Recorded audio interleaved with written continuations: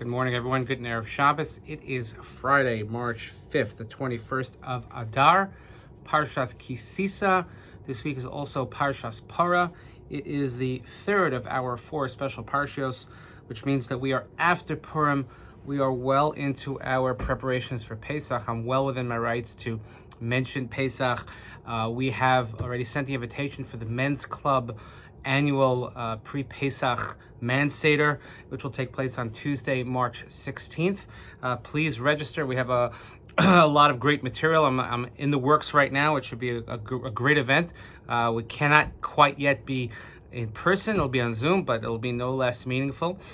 So we have all of that. All the other Pesach preparation materials will be sent out shortly in due time. Also noting that this year, Erev Pesach falls on Shabbos, so it's a slightly different setup than we might normally be used to, but nothing that we can't handle. And as always, just please note that at the bottom of this email and every week in Shul and in the newsletter, we have your Torah for the table attached. So please make sure you look at it, download it, and discuss it at your Shabbos table. Thank Rabbi Bernstein always for his efforts, making sure that we can enhance the experience at our Shabbos tables. And I also have to say that I'm very, very encouraged by the increasing number of signups for services every single day, and on Shabbos especially, because it's good to see that finally more and more people are being vaccinated and feeling more comfortable to come back to shul. And of course, we follow every single protocol, and we hope that as this continues, this trend will continue. More and more people can come back to shul and get back to some sort of normal. Tomorrow in the Shir, between Mincha and Marv, I'll be discussing the topic of the Egel Hazav. We're actually just pretty much going to read through the text, which is a very, very challenging episode. That how is it that this people, this nation that received the Torah on Shavuos, and Moshe goes up to get the tablets, that within a number of weeks they already have given up everything, and they make for themselves, or they get Aharon, we'll look at the complexities of that relationship, but they fashion a golden calf. And whereas the very beginning of the Ten Commandments is, I'm your God, no other gods, no molten engraven image. So how is it possible that they could fall from grace so quickly? So much so that the Torah tells us that when the nation gathered on Aaron, they said to him, Kum aselanu Elohim asher yelchu lefanenu.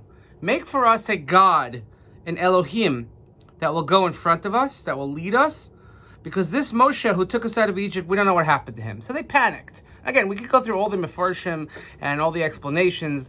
It still is very, very troubling. And one of the things that we have to be mindful of is that when a person is going through a period of difficulty, whether a person has financial challenges, whether a person has health challenges, a person has family challenges, a person has a crisis of faith, the first thing that goes is God.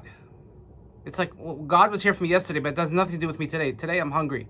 Today I have no money in the bank. Today I don't have a job. So that was great that God was here for me last week, but where is he now? So it's very easy for us to cast off the godly nature of our existence when things are in trouble. Whereas for some other people, maybe that's exactly when they turn to God. It's different for everyone.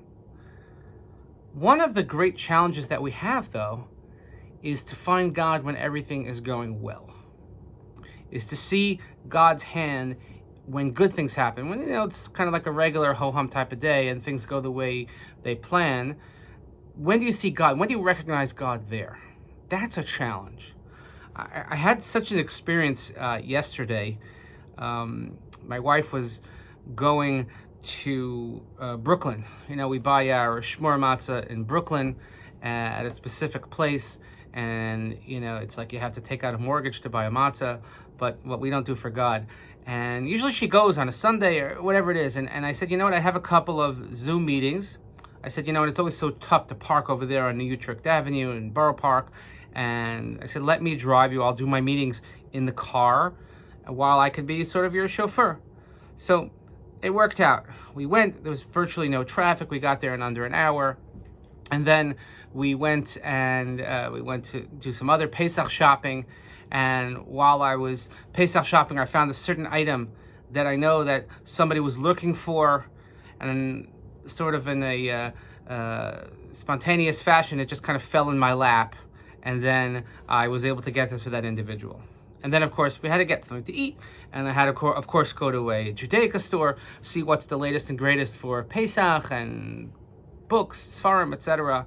And it was there also that I came across a sefer, a book that I knew somebody would really like. I wasn't sure if he had it, but I said, let me go on a chance.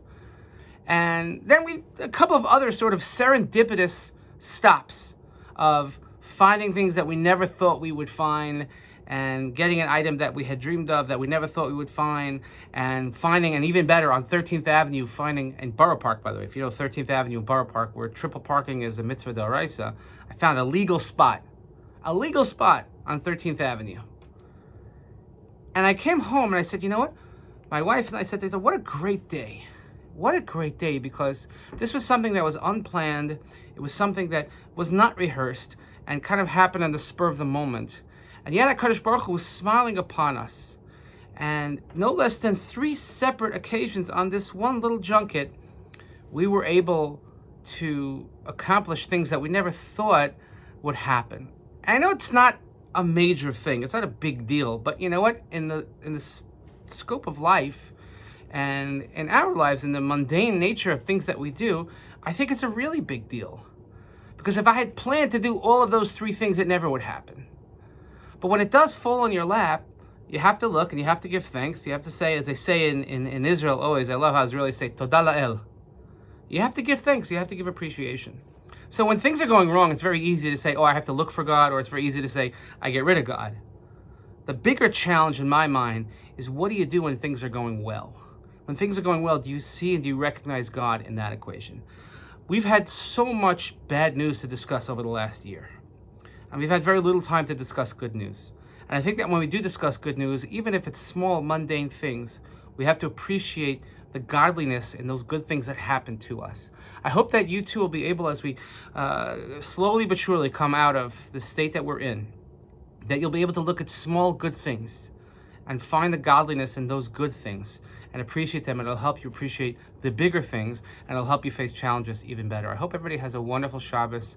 I look forward to seeing you all in Shul. Parshas Torah, Parshas Ki-Tisa, Pesach is upon us. Have a wonderful day. Shabbat Shalom.